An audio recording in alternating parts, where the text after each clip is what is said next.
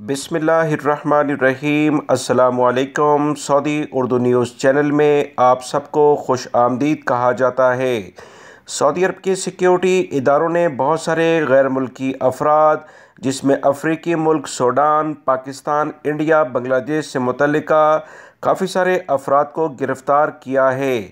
Security इदारों ने इनकी गिरफ्तारी की बुनियादी वजह यह बताई है कि कवानीन का एहतराम ना करने वाले ये वो गैर मुल्की हैं जो बार बार तलकीन के बावजूद सऊदी अरब में इधर उधर खैरात और अतियात जमा करते नज़र आते हैं, भीख मांगते नज़र आते हैं। इसी बुनियाद पर सऊदी अरब के सिक्योरिटी इदारों ने पहले से ख़बरदार किया है। दोस्तों, रमज़ानुल मुबारक में सऊदी अरब में बहुत सारे लोग ज़कात और खैरात और फ़ितरे की रकम निकालते हैं। इस तमाम सूरत हाल से ऐसे गैर मुल्की अफराद फ़ायदा उठाने की कोशिश करते हैं जो प्रोफेशनल लेवल पर काम करते हैं।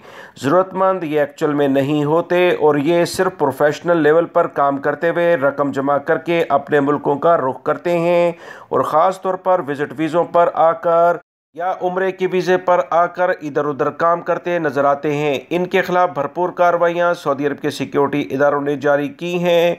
कोई भी शख्स इनकी मदद ना करें क्योंकि इनकी मदद करने वालों को भी गिरफ्तार किया जा रहा है।